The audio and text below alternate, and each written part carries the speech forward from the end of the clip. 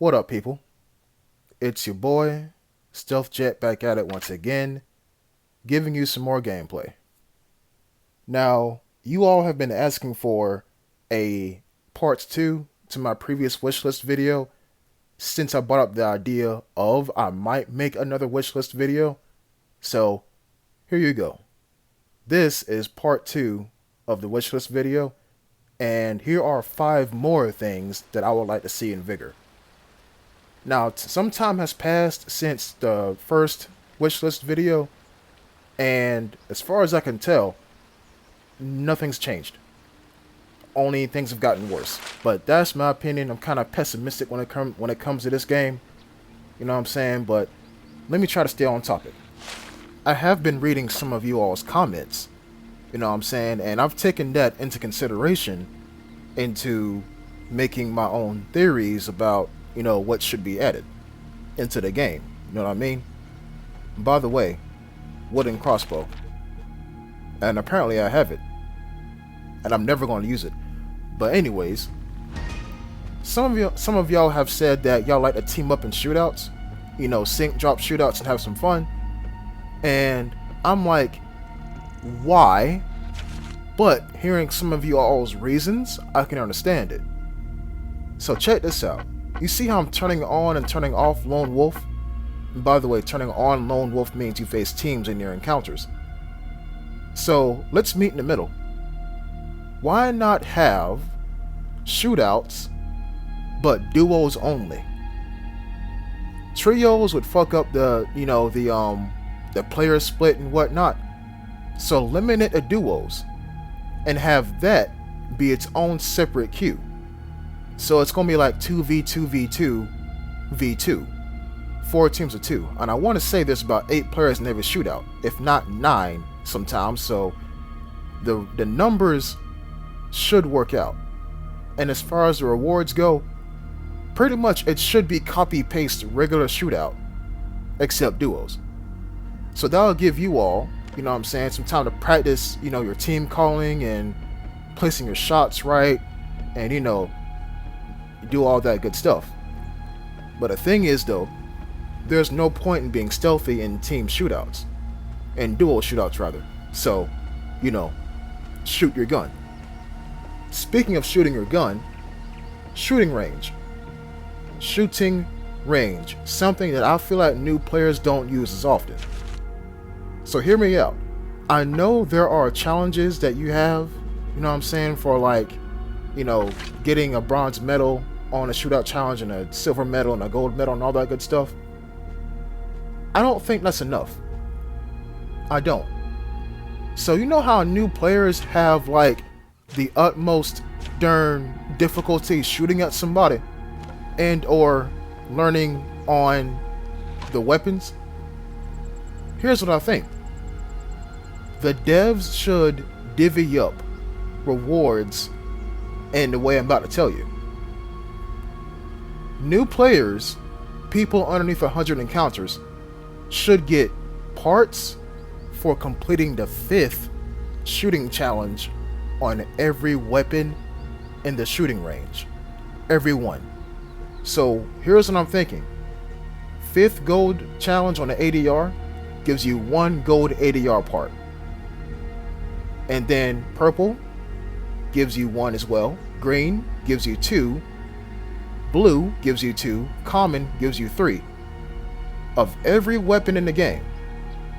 But it should be limited to 5 times per weapon. Now my math may be off. Hear me out.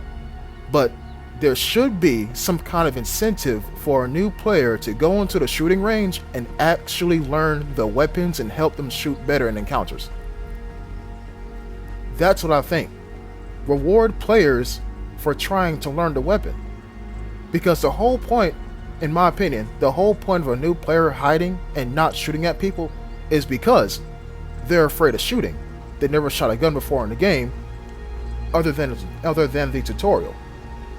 And I know, we got challenges that give you weapon parts, but not specific weapon parts. Why would a new player need 6 ADR parts when they don't got a plan for it? And once they make the ADR and they take it out into the field, they're like, oh, this gun's great. And then they get shot in the back and they lose the ADR. What did they learn? Nothing. So my third thing on my wish list, y'all ever come down here to this little like pier and just sit? Yeah, neither do I. What I would like to happen is like every Monday, if not every Friday, you know what I'm saying? There should be a boat right here. And this boat should be a trading post. So let's say you donate to the boat like 100 metal. And then the boat comes back on Friday with 20 chemicals. You take those chemicals, put them back in your shelter, do whatever you want to with them. Give this part of the map a reason to be here. And a boat should just appear. It shouldn't drive up because, you know, in this game, nothing moves at all but, you know, the detector and the plane and the airdrop that's falling to the ground. So the boat should just appear. Because, you know, everything in the game is static. So I think there should be like a trading post in the game. Now, you shouldn't donate to new players, or you shouldn't donate to players. You shouldn't do that. That's my opinion, because, like, you know, you're giving, in some cases, some players what they need to beat you. That's why food, you donate it to AI and not players. But anyways, I think there should be a trading post in the game. It don't necessarily got to be a boat, but it should be implemented in the game some way, somehow. So that's my number 3. Now, number 4 and number 5, here is your reward for sticking this video all the way through. I'm going to show you a future encounter, but only bits and pieces of it. So, let's go. Alright, so we got loot events in the game. Loot events are what the devs call the time safe, the container, and the barred house. Here's what I'm thinking. They are all in the game for the entirety of the game. In other words, they don't expire. So let's up the ante. The devs need to have some kind of way for you to extract with gold crowns. Make that a loot event. But here's the critical part. The loot event is timed. And as a balancing factor, it should not appear every encounter. It should appear on certain maps that they announce it's going to appear on, and it should have like a damn 5% drop rate, as in it will spawn in 5% of the total encounters for that day. Now, I don't know how they're going to implement this, but I think that'll be really cool. And also give players a way to get some kind of crowns if they don't already have the premium, season pass. But there should be a limited window shooting, not a shooting event, but a loot event. Now, when should this happen? I want to say about 2 minutes after the match has started. But again, it's up to the devs. And please do not put it at the end of the encounter. Please don't, because we already have enough problems with that shit. Put it at the beginning, if not near the beginning of the encounter. And make someone risk it all to get some crowns. And mark them quicker than you would mark a team killer, a threat, an airdrop carrier. And make them work for it. So that's what I think. There should be a limited window loot event that should give you crowns. The plane is near. Get ready for the airdrop. Yeah, I'm going to loop the same video over again because I don't want to spoil the end of that encounter. So I left that part in there because I want there to be a new line added, like a new line of dialogue. Brace yourself. There should be a blank radiation storm approaching your area soon. Now, what's in the blank? Light, medium, or heavy?